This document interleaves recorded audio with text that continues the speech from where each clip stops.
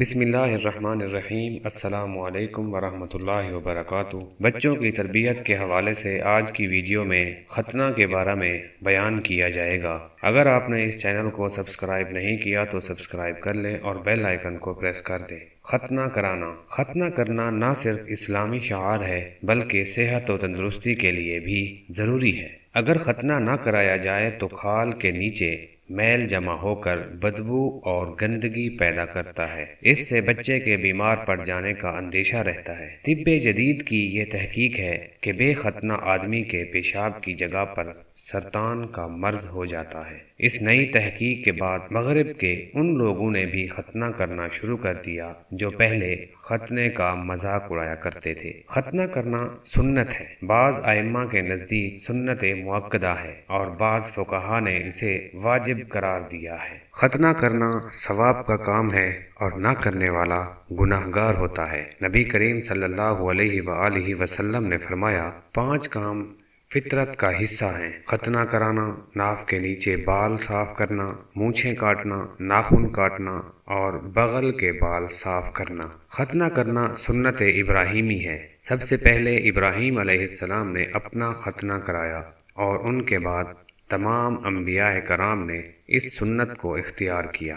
سنت ابراہیمی کی پیروی کا حکم نبی کریم صلی اللہ علیہ وآلہ وسلم کو بھی دیا گیا اور آپ صلی اللہ علیہ وآلہ وسلم کے ذریعے ہمیں بھی دیا گیا۔ قرآن مجید میں سورۃ نمل میں اللہ تعالیٰ کا ارشاد ہے، پھر ہم نے تمہاری طرف وحی بھیجی کہ یکسو ہو کر طریقہ ابراہیمی کی پیروی کرو۔ نبی کریم صلی اللہ علیہ وآلہ وسلم نے ایک جگہ ارشاد فرمایا، بے ختنہ آدمی کو اسلام میں برداشت نہیں کیا جا سکتا یہاں تک کہ وہ ختنہ کرا لے، چاہے اس کی عمر 80 سال ہو۔ بچے کا ختنہ ابتدائی عمر میں کرا دینا چاہیے، بلکہ 7ویں روز کر دیا جائے تو زیادہ بہتر ہے، اس لیے کہ بچے کا گوشت نرم ہوتا ہے، اس کو زیادہ تکلیف نہیں ہوگی اور زخم بھی جلد صحیح ہو جائے گا، اور یہ بات سنت سے بھی قریب تر ہے۔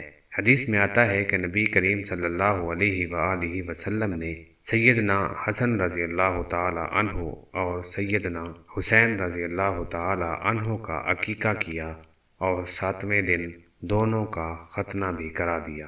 اگر ابتدا میں ختنہ نہ کرایا جا سکے تو 7 سال کی عمر سے پہلے ختنہ ضرور کرا دیا جائے، اس لیے کہ 7 سال کی عمر کے بچوں کو نماز پڑھنے کی ترغیب کا حکم دیا گیا ہے اور نماز کے لیے طہارت ضروری ہے اور غیر مختون کی طہارت مکمل نہیں ہوتی۔